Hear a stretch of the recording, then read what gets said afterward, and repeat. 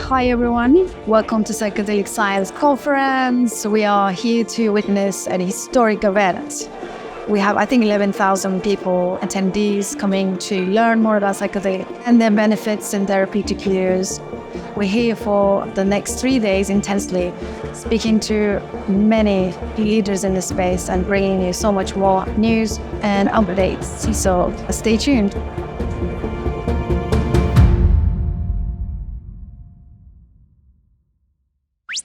Welcome, Christopher Young. It's so amazing to have you and to be able to meet you in person. Organically, we just kind of bumped into each other, but I knew about Soul Quest Church in the US, and I always knew as from my friends, my connections in the US, they always say it's like the genesis of where ayahuasca started, expanding in a legal framework. If you could tell us more about the ayahuasca church, Soul Quest. Yeah, Soul Quest began 8 years ago in Orlando, Florida. We began in a very small building called True Serenity. Could probably fit 10 people in there. And then it got a little bit bigger. We had to bust down a wall. And after busting a wall, we had a little bit more people. And after a year of expanding, somewhere in between that time, the DEA decided that they wanted to tell us that we need to file for an exemption because this was illegal. So there's no such thing as an exemption. There's a piece of paper you're supposed to fill out, and we did, and we never heard back from them. After a couple of years, we kept fighting to hear back a word, figure out where we're going to go with this. Obviously, they wanted us to shut down, and we're not going to shut down. This is what we believe. This is our sacrament. This is how we worship ourselves, our mind, our body, and our soul. So we finally gave up and just sued the government. We sued the DEA, the Justice Department, and that's been going on quite some time now. Now we're at the appellate level of 3 judges, and hopefully we'll be hearing something soon. It gets kicked back down to the 11th Circuit, and they don't do anything, it goes to the Supreme Court. Right. But as of Soul Quest, we got our big bulge of like, this is something huge. And then it moved more from this little small ayahuasca community to something that it was greater. We saw the power of the medicine, so we expanded to the location that we're in now. And it was just a little house in the middle of Orlando, about 12 miles outside of it, and on 5 acres of land. And we only use a very small portion of it. To this day, we use all 5 acres of the land. It's an absolute beautiful paradise. And if you've been to Orlando, there is no more land in Orlando. There's only houses being built everywhere. But we're trying to keep this beautiful, sacred community that we have there. And we've had people from all over the world, coming from Shanghai to New Zealand, from London. They all flew into Orlando just to go to Soul Quest. Yeah, it's just powerful initiation in the medicine space. I know lots of people from the UK are always talking, and they also talk about the experience as a positive experience. So as we know, the psychedelic medicines are mainstreaming. Correct. What are your thoughts on the whole, like you're here in the conference, for example, from now going back and future, what are you seeing, where we're headed? I need to, not just me, I think we as a community, especially the responsible ones, we need to have a high standard for people that work with the medicine, that open up retreats. And I'm hoping that Soul Quest has rose that bar. We have a medical director, we have paramedics, we have psychologists, sociologists, we have integration coaches, we have a full facility team. And it takes a lot of time and energy and money to be able to do that. We have a very large volunteer team. And with that being ran this way, the quality of the retreat is very good and very high. And so are the safety standards. And this is something that needs to be done correctly. And I think moving forward, there needs to be a standard. And I'm hoping that Soul Quest sets that standard high. Yeah, I think so. I've heard, I think it was the first retreat center that I heard had in-house medical staff and therapists and all these kind of space holding people. That's really amazing, especially given that we are experiencing a lot of horror stories that people are sharing online. I do observe some of the online groups, and almost every other day I am coming across these horror stories, how people being re-traumatized. So I really appreciate that. So setting the standards high, making sure that we're taking care of, and also meeting the Western model of expectations, I guess, and also because, you know, when I speak to more of indigenous practices of the ayahuasca medicine, it's built in their system, built in their communities, right? But in the West, it's like taking someone out of their environment, putting them into a retreat center, and then having that ineffable experience. Now they have to come back. Correct. How did they make that transition in Soul Quest, for example? Well, the way they make that transition to Soul Quest is we offer integration for free Monday through Sunday after they leave. And it's always there for free during the week. It's group sessions. If they want independent private integration coaches, they can have that. But we give it for free for life. If you come to us, we do not ever let go or stop. That's wonderful. And I think this is the way forward, I guess, if we want to really... Well, you got to care. And it can't be about money. It costs money to do these retreats, so we can't do it for free because it really costs a lot of money to run a retreat center like I'm doing. But every penny goes back into it, and it invests into it. And our goal right now is investing in getting the indigenous tribes to have a voice here in the United States. So I'm trying to get each leader to have a consulate at our location. This is something I'm working with. We're doing a very big program to where we're doing a culture exchange program. We learn from them, they learn from us. I work with the indigenous tribes from Brazil, such as the Huniquin, the Yawanawa, the Shinanawa, the Kutanawa. I just got back from Brazil supporting their efforts for clean water and saving their land. And this was an eye-opening experience. What we take for granted to flushing water down a toilet, their children are dying from drinking just water. You know, they bathe in the same river that everyone uses the bathroom in and takes a shower in, and they drink from the same river. So there's got to be a way that we can help them have a healthier life, because if we do not protect the indigenous, all this work that we're doing here at the conference won't be for it'll be for nothing. Yeah. So that's wonderful. And I did speak to another lady that she's very passionate about the reciprocity. She said, I said, what do you think of the conference, what's happening, your observations? And she said, I would be happy and I would feel that we have arrived when these indigenous leaders have the biggest room and space in these conferences. I was really busy. I wanted them to be here. Getting the visas is almost impossible. So MAPS could have helped a lot. And I'm a little sad that we didn't have it. I remember in Oakland, we had a very large format of it. But here it's not. It's just kind of more mushroom-based versus indigenous-based. I see. You know, so, but we need to show faith for the indigenous people. They're dying by the thousands, and we need to help them, so. Yeah. It's not about taking and taking. Yeah. And I like the fact that you said they are learning from us. I remember my own experience years ago with a native shaman from Peru, the jungle, and I said, what is your biggest challenge in working with Western people?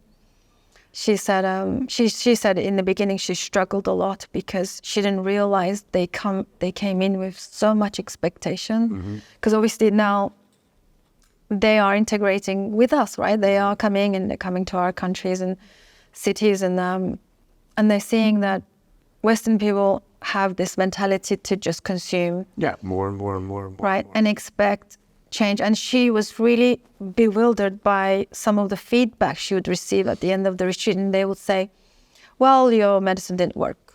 Things like that, like a very abrupt and, disrespectful comments. And then she learned how to work with them and realized they come in with this baggage full of expectation, judgment, and wanting a quick fix and putting all their eggs in the same basket and wanting this woman to just change their life overnight. So they're learning, I guess and she now has had an eye-opening experience from that. And now she knows how to work with them. It's more like assertive, correct. Let's say. A lot of the indigenous do come here, and their medicine works differently, especially in Brazil. Ayahuasca it's a tool. Right. Their medicine is hape, and their medicine is very strong in hape, and this is how they do it. They use ayahuasca as a tool. In other practices, hape, yahe is their medicine, or ayahuasca is their medicine, and they use very little of hape, or they might use other type of tobacco or something to this nature. When coming to the United States is so big on, I want to see colors, I want to change. And this isn't how the medicine works. The medicine works in a whole different level, and you have to allow yourself to be ready to receive the gifts that it gives you, Right. not force it. Yeah. Because it happened to me. My first experience with ayahuasca, I was DJing. I was in Ibiza, showed up at an airport, and someone stopped me and said, "Hey, how would you like to go to an ayahuasca retreat?" I said, "What's ayahuasca?" He says, it's the type of tryptamine. I said, "What do you mean? I'm on a trip?" He said, "Yeah." I'm so, all right, let's go. Well, that experience is what changed my life. From that day forward, 10 years ago, I had an experience. I begged, wanted to see something move, wanted to see colors, wanted to see all this, and I got nothing. During that retreat, I lost a 5-month-old baby during the retreat, at the retreat in Ibiza.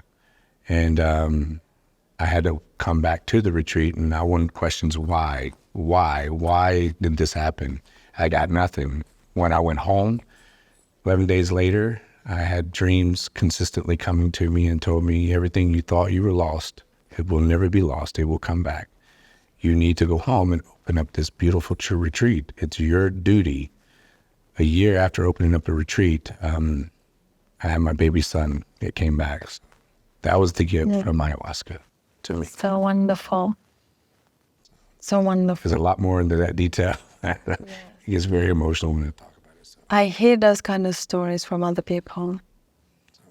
Yeah, there is a spiritual aspect to this, that with the spirit, and there's a trust, and there's a surrender to all these beautiful concepts that we throw around. But people who actually experience it, they know it. Yeah. I mean, the medicine is choosing the right individuals, but then there's people that's choosing the medicine for profitability or for their own ego ways. And I do believe that eventually we'll all come together. Yes. And we'll make sure that there is going to be a way that you can do this properly. Not everyone can do this. I mean, doctors just can't be doctors until they go through training. People are just popping up ayahuasca retreats everywhere and psilocybin retreats everywhere. And what they're not understanding is there's protocols to giving this powerful sacred medicine to people. There's some people that cannot have this. There's some people that you will traumatize worse, and then that's going to make that person's life horrible for the rest of its life. Yeah. So much responsibility. That's right. So much. Thank you for sharing your own experience and your journey. I always ask our guests about what brings you to this work. I came up with nothing. I was homeless. I was poor, completely poor. I've always wanted to help people. My mother was a drug addict. I've never had a father. My grandmother raised me as much as she could until she couldn't afford to take care of me. I was on my own since I was 14. I started working from little Taco Bell at $3.85 an hour and just working my way up. I put myself through phlebotomy school, then I put myself through MA school, then I put myself through EMT school. And while working on a truck in the back of an ambulance and working in the ER, I saw the revolving door of opioid addiction. I saw the doctors prescribing the medicine. I saw us picking them up, bringing them back to the doctor. And it was just a revolving door. And it was just a Narcan day every day. And this isn't what I signed up for. I wanted to help people. And so I got out of that and started doing what I love doing, and that was DJing. So it's always been in my blood to help people. And I thought I was away from the medical field, and I was, until the earth showed me that there was an indigenous way to do this, or an earth-based way to do this, a natural way to do this, and a medicine that worked. I've never been too much of a religious person at all. In my growing up, religion all they would tell you is you're going to hell, you're going to burn in hell. Mm-hmm.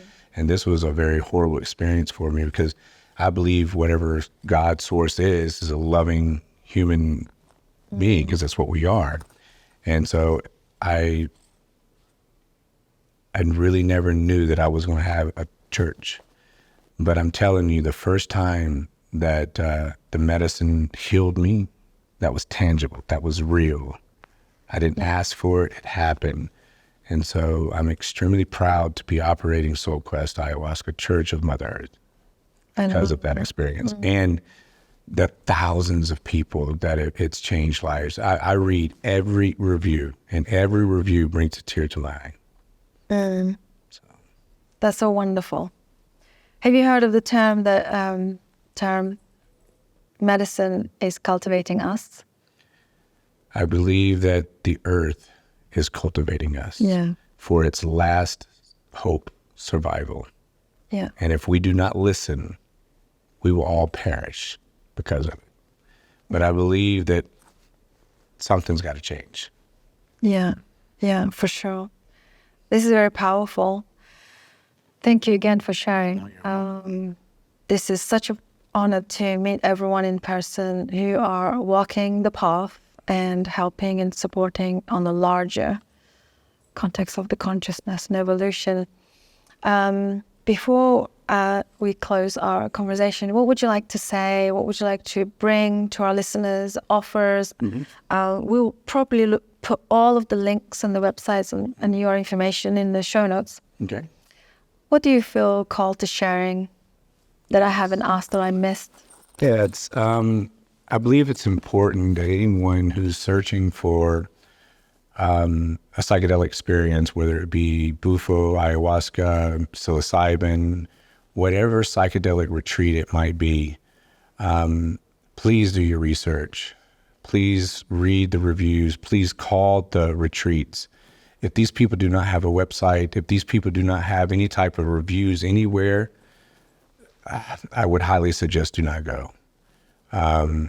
Anybody that has any high quality of themselves will put themselves out there regardless. I have no fear of no government. No one in this world can tell me what I can and cannot believe in. The only person that can tell me that is the higher source that brought me here. And the higher source that brought me here helped me create this beautiful place that I call SoulQuest. I'm not telling you to come to SoulQuest. I'm just telling you, if you ever do quote and do an experience, please, I highly suggest do all the research you possibly can. Make sure you talk to your physician to make sure you can do this, because not everyone can.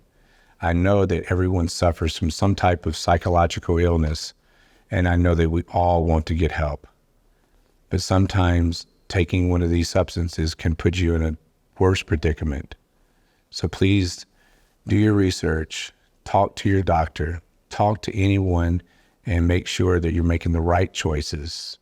And to that, I say, bless everyone, and I hope everyone has a beautiful journey.